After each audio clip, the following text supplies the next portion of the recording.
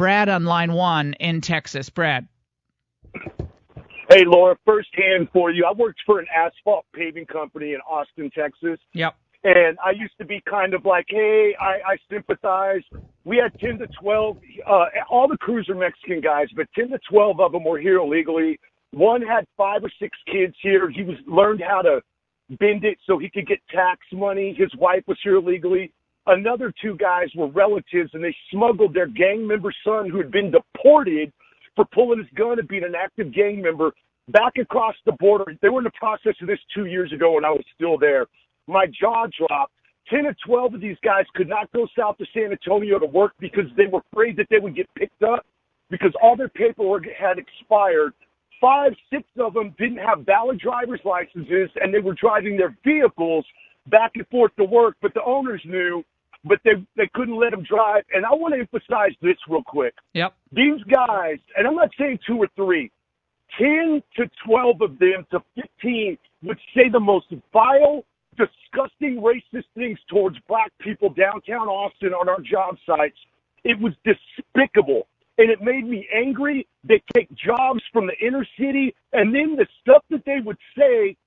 Trump, when he announced, I had a conversation with a couple of the guys that I respected. One of them ran the crew, and he was voting for Hillary.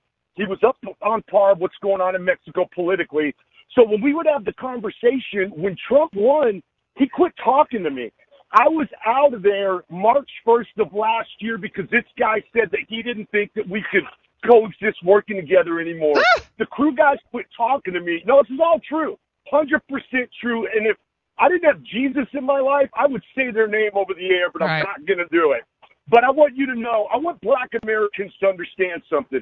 We care about you. We love you guys. You're our brothers and sisters. I'm a military brat. I'm not saying every one of them, but these guys that I worked with that were here illegally, Hispanics, could not stand black Americans and the stuff they said about them. I've heard the same thing. And that they think, they deserve everything because they're the ones that have built this country. And I want to say one more thing and I'll let you go.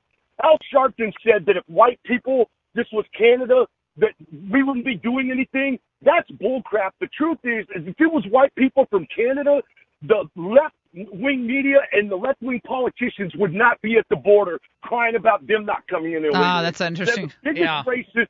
And it's such crap. If there was white people the other way, there'd be crickets up there. No, it's everybody's out trying to outdo one another on emotion. Oh, I care more because I'm weeping for the families crossing the Rio Grande. I care more. Well, I care a lot.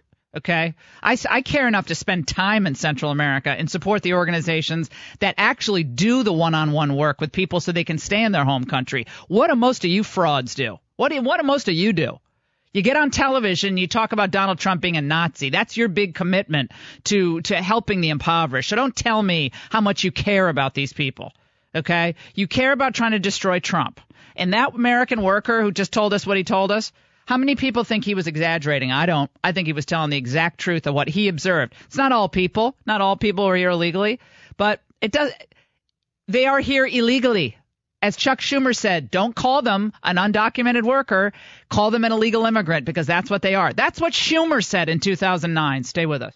Thanks for listening to this podcast excerpt of The Laura Ingraham Show. If you'd like to receive podcasts of our complete shows, go to lauraingraham.com and sign up to become a member of Laura 365. Our Laura 365 members get commercial-free streams and podcasts of our shows every day we're on the air. And also, you can listen to the last 30 days of The Laura Ingraham Show. Be ahead of the curve. Join Laura 365.